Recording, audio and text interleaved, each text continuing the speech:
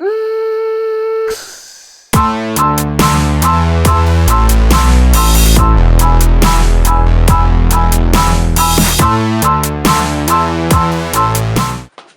guys, we've been chugging along here. I really haven't recorded much because honestly it's freaking boring. I don't want to do it. I don't want to see it. You guys don't want to see it. I don't want to edit it, nothing. I'm almost done with the whole engine bay with the metal work. Both strut towers are done. The upper cowl is done except for one hole, which I just saw I missed.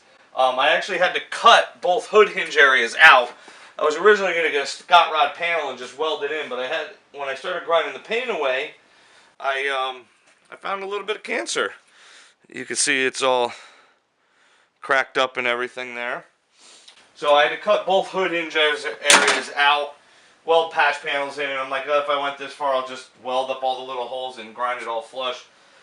Firewall's 3/4 done. I have one hole down here that I cut open that I made for where I had my wiring coming through before, and it's just, I don't like the area, and the metal was really thin around 2 spots, so I cut it all out. That's going to get welded shut, one pinhole. I also picked up these covers from Scott Rod that go behind the strut towers, and I didn't even realize they went over the frame rail, but I'm actually kind of excited about that. It's going to look really good. I got to do a little bit of metal work, some grinding to get these to fit, because like I said, this car was in an accident, so I'm sure these are pushed back just a touch and a hair to make these not fit right. So a little bit of metal work, but I'm not doing that. I'm freaking tired of metal work. One thing I have to do is I have to move this lower radius support bar down here. I've already cut it all out. It was right about here. I've moved it forward 2.5, 3 inches forward, because what's going to happen is my downpipe is going to wrap around now this side and go under the front of the car. And where it was before, I didn't have the room to have a 4-inch downpipe because it was too close to the hot side for the turbo. So I cut it all out. I cut the nubs off the lower frame rails. The other half of the turbo support, this goes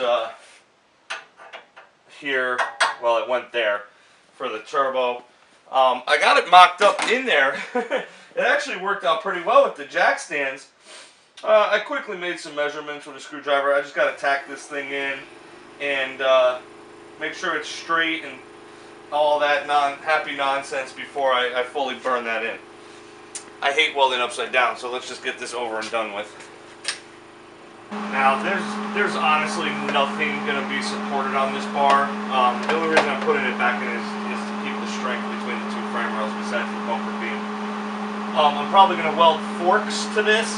If you guys have seen those race cars, I got the forks off this, and they have they call it the Christmas tree inside the nose to help line it up when it's going on. I'll probably do that because I got to put a small tree inside the front bumper to keep it from flexing at high speeds, and I'll just clip it on and done.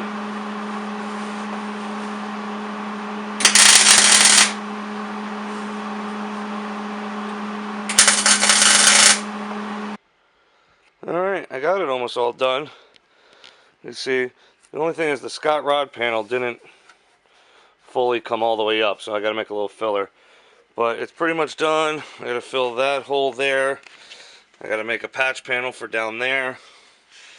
And other than that, it's all done. I got to do a little grinding. You can see how far I moved this bar up.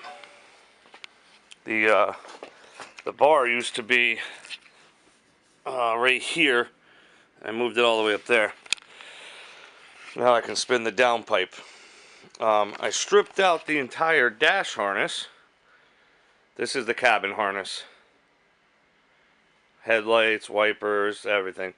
You see, it's all empty in there. Dashboard set up. And what I'm doing is, which I never really taken apart a Mustang, so I didn't know how necessarily, if the dashboard stayed bolted to the beam that's behind here, which now you can see it is kind of freaking heavy though. And what we're gonna do is I thought about redoing that whole harness, redoing the whole thing, but you know what, there's nothing wrong with it. Everything works fine. So what I'm going to do is I'm going to clean it all up. I'm going to loom it, and I'm going to plug it all into the dashboard. And I'm going to get it all zip tied into this. I'm going to build a new fuse panel to where the factory ECU goes. And it'll be one piece with the dashboard, and just plug it in when it gets into the car. I'm going to change some things, like this is the taillight harness that comes up. Obviously you can see it's, you know, I just spliced it into the headlight harness. I honestly don't even remember what all this goes to. Blinkers, and I got to pull the pin out and diagrams again. But it goes to the factory connector, which is like in the corner panel, from what I remember. I don't remember. So I'm going to cut this all back, and we're going to put a connector here, and then I'm going to build a harness into that harness. So that harness will be one, this harness will be separate. And the wipers, you see all the plugs. I had to de-pin the plugs to pull it back through the firewall, because I tucked it, so it just had to be de-pinned. Which Ford makes it really easy with their connectors. They're super easy. And my headlight harness. I had the factory plug on here,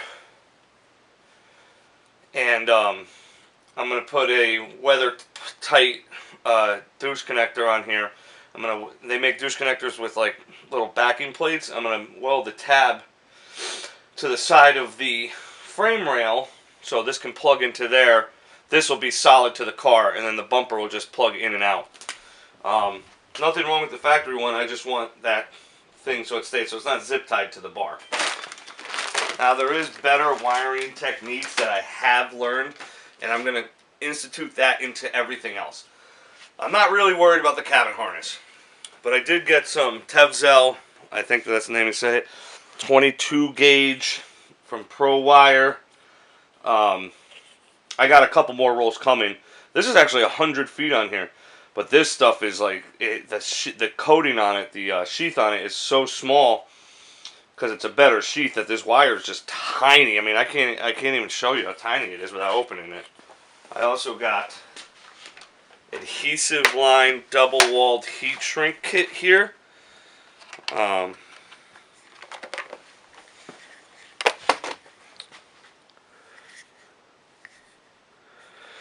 It's much thicker and much hardier heat shrink that feels much better, and like I said, it's got an adhesive in there that really seals it up.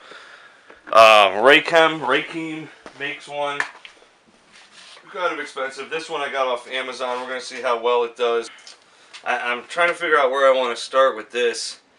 I think what I'll do is I'll zip tie the connectors that need to be together, and I'll get some of the wires zip tied, and start to get it laid out. Like I got the plugs for the headlights and the hazards in there. Like I generally know the location for all the combo switches. I gotta wire some stuff. I caught a couple things, and I gotta pull the wiring diagrams out and find that. I see people all over line asking about wiring diagrams for these cars. It's online. They're all there. I printed all these out. Oh, a lot of these I don't need. Like this is all wiper diagrams.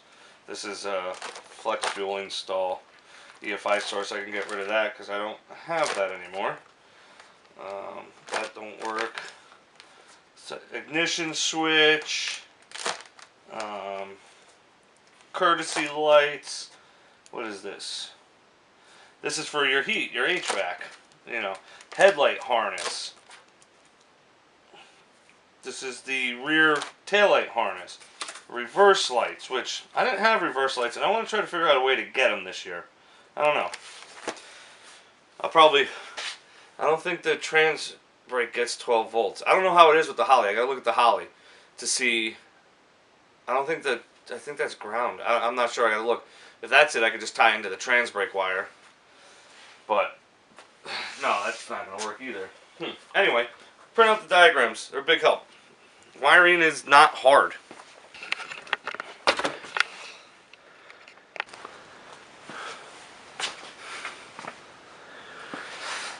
Everybody gets caught up in wiring, and they think it's the hardest thing to do in the world because honestly, they're not used to it, they're not that great at it, and they don't look at it the right way. Everybody looks at wiring as a whole. They pop the hood on these cars, and there's a million wires everywhere, and they don't know what to do. It's very, very, very simple, especially if you break it down like I break it down. So let's start with, we'll do this. We'll do the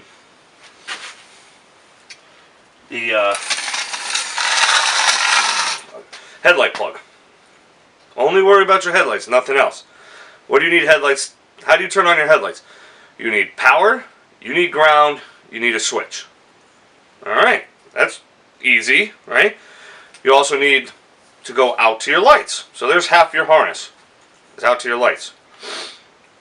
Now, you're left with only a couple of wires. I'm trying to make this neater so it's easier to see here. Not hard. This is your power. So you got a power wire. You got a ground wire. You have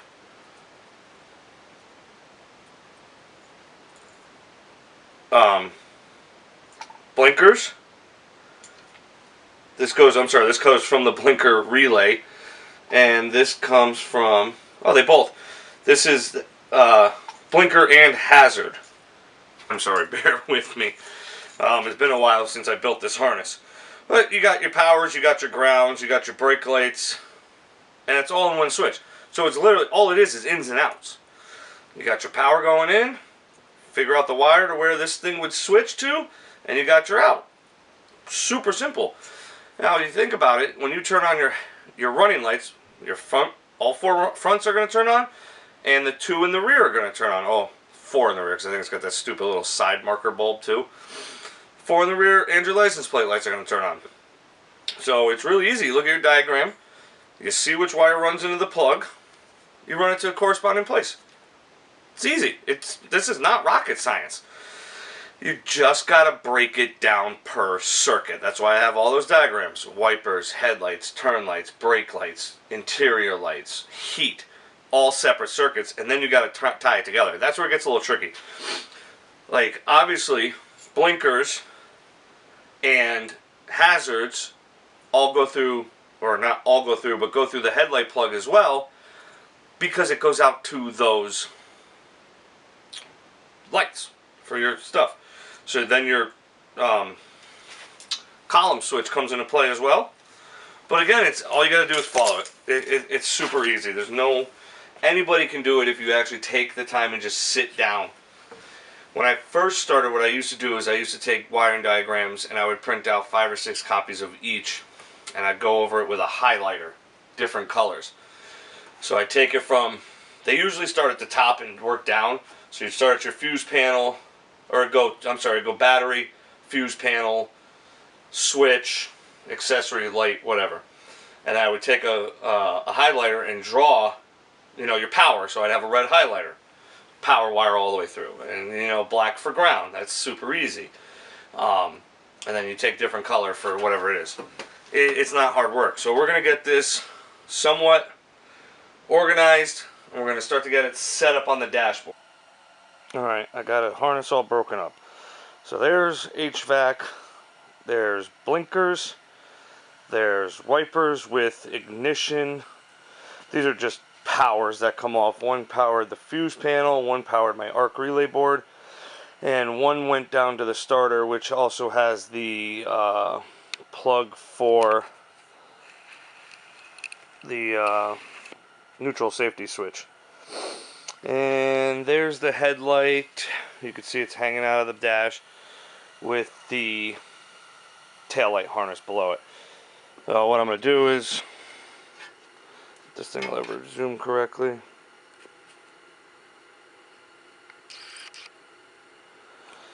What I'm doing is these.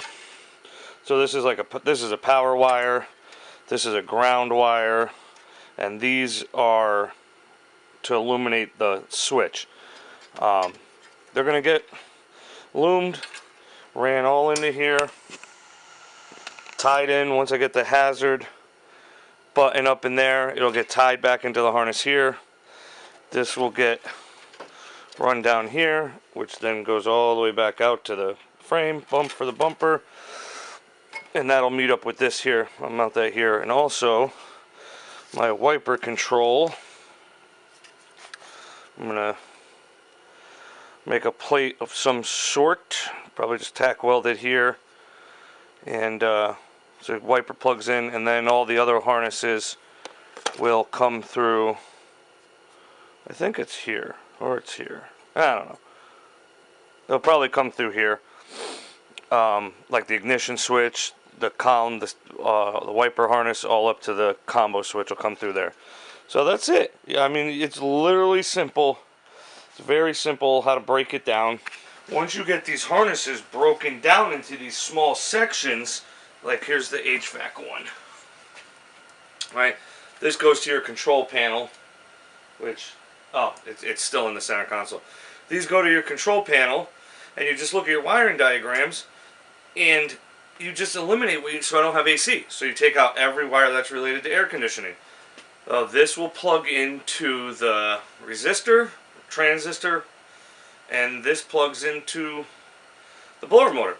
And then on the opposite end of this, just like I keep saying, also make sure you're wiring. I have a diagram that shows amperage per foot per size of wire, so you want to make sure you got the right wire. The blower motor and all that crap draws a lot of power. So power wire, ground wire. This is another wire for panel illumination, and this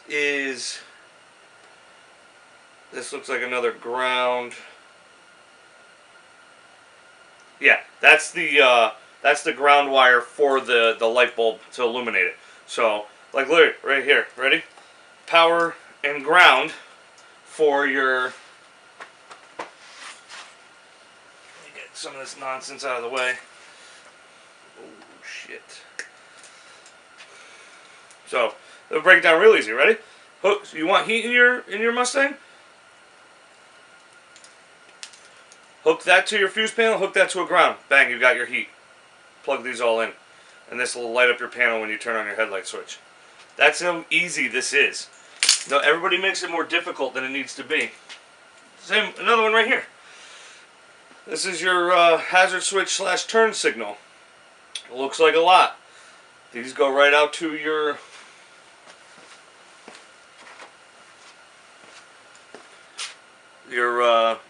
relays, your blinker, freaking, yeah, you know.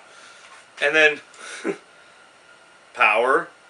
Oh, I'm sorry, that was illumination for the switch, ground, and then you got your powers and your signals that go out to the bulbs. I hope you guys are getting this. It's really simple. I'm probably explaining it like shit, to be honest, but it's super, super easy to do. I got to go back through this because I have this tied in here, and I don't know if I robbed power for the wipers from the ignition. If I did, I'm going to cut it, rerun the power wire to the fuse panel. I didn't think I did, but it looks like I did.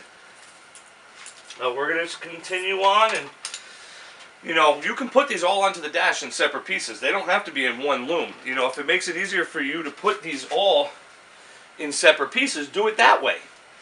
You know, get all your loom one at a time, ran over to your fuse panel and where it needs to go.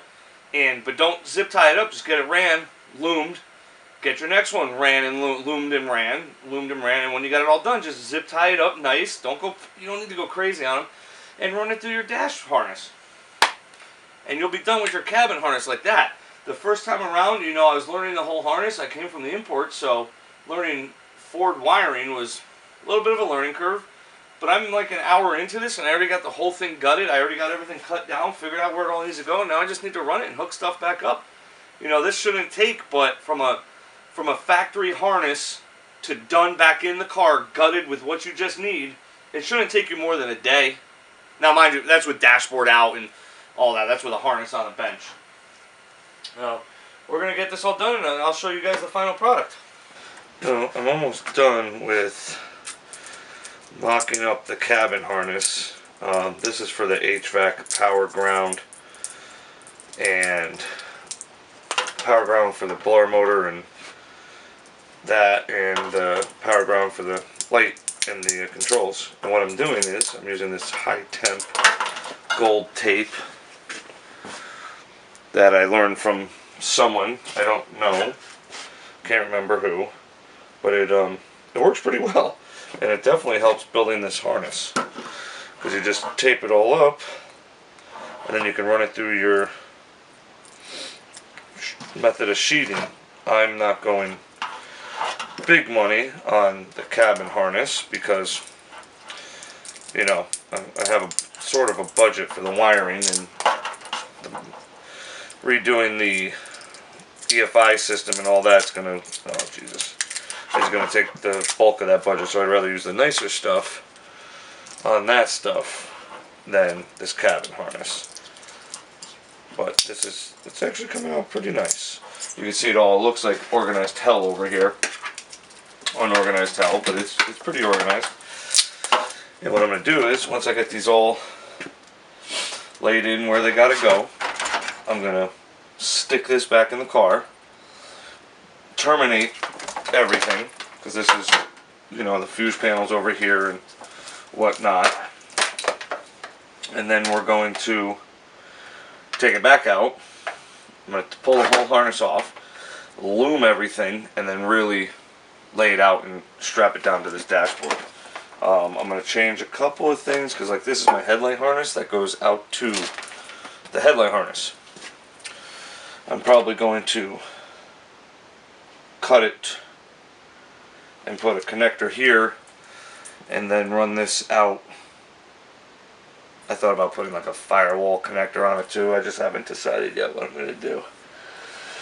But like, it's easy. This is easy for me, I know it is. These are all powers and grounds for switch lights, which is going to get tied into this. I do have some stuff labeled, so I know where it goes. This is headlight power. This is rear parking lights, so that's actually not even going to go full in here. I still have to get the rear harness up into here and tied in. These are my hazard lights. Running light power, and oh, that's headlight power. So there's really not much. It's actually really simple. Oh, and this is power to the ignition. Very simple, very easy. I'm using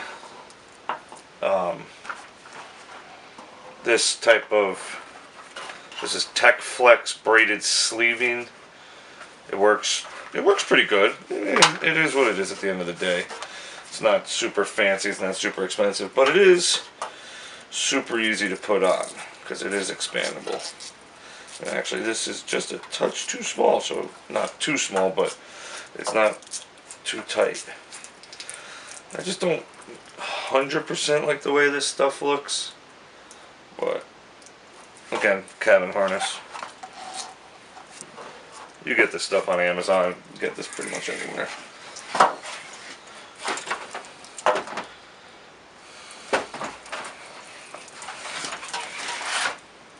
Alright, and I have some fancy dancy double walled adhesive lined heat shrink for this, which is pretty nice. Stepped our heat shrink game up just a touch this year. This is 3-to-1. I'm sorry guys, I just don't feel good. My kid's sick and got everyone else sick. So, and I cut this too big. Yeah, it's alright.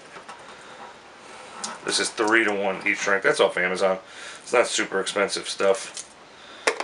But, you know, if you want to spend the big money, I have a small kit of Raychem dual wall heat shrink, and it's like 3 times as much as that, so take that info with what it's worth. Like this gold tape, instead of trying to get heat shrink over the split ends of this. I just tape it down.